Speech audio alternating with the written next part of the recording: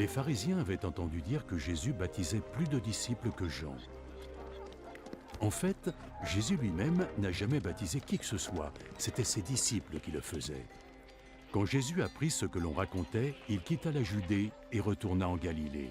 Pour s'y rendre, il devait traverser la Samarie.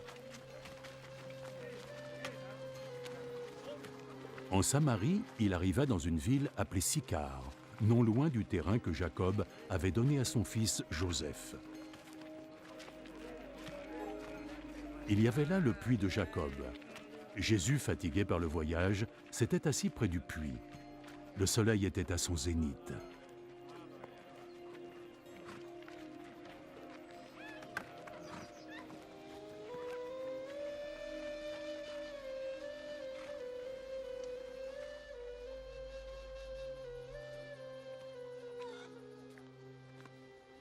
Arriva alors une femme, une Samaritaine, qui venait puiser de l'eau. Donne-moi un peu de cette eau. Ses disciples étaient partis en ville pour acheter de la nourriture. Tu es juif et moi je suis samaritaine. Comment oses-tu me demander de l'eau? Les Juifs n'utilisaient pas les mêmes coupes ou les mêmes bols que les Samaritains. Si seulement tu savais ce que Dieu donne, et qui est celui qui te demande à boire, tu le lui aurais demandé. Et il t'aurait donné de l'eau vive. Ah oui, tu n'as pas le moindre seau et le puits est si profond. Où est-ce que tu pourrais trouver cette eau vive dont tu parles? C'est Jacob, notre ancêtre, qui nous a donné ce puits. Lui, ses enfants et ses bêtes, tous ont bu de cette eau. Tu ne prétends pas être plus grand que Jacob, n'est-ce pas? Quiconque boira de cette eau aura de nouveau soif.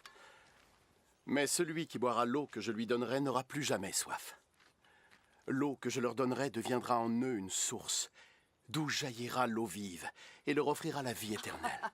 Et donc, si tu me donnes de cette eau, je n'aurai plus jamais soif alors, et je n'aurai plus à venir ici pour puiser de l'eau. Va, appelle ton mari et reviens. Je n'ai pas de mari. Tu as raison de dire que tu n'as pas de mari. Tu as été mariée 5 fois, et l'homme avec qui tu vis maintenant n'est pas vraiment ton mari. Tu m'as dit la vérité. Je vois, alors tu es un prophète. Mes ancêtres samaritains ont adoré Dieu sur cette montagne. Mais vous, les Juifs, vous dites que Jérusalem est le lieu où nous devrions adorer Dieu. Crois-moi, femme. Le temps viendra où les gens n'auront plus à aller adorer le Père sur cette montagne ou à Jérusalem. Vous, Samaritains, connaissez mal celui que vous adorez. Nous, les Juifs, nous connaissons notre Dieu parce que nous savons que le salut vient des Juifs. Mais le temps vient. Et il est déjà là. Guidés par la puissance de l'Esprit de Dieu, les hommes adoreront le Père tel qu'il est vraiment, lui offrant la véritable adoration qu'il demande. Dieu est esprit, et c'est seulement par la puissance de son esprit que ceux qui l'adorent atteindront sa vérité. Je sais que le Messie va venir. Et quand enfin il sera là, il nous expliquera tout ça. Je le suis. Je le suis, moi qui te parle.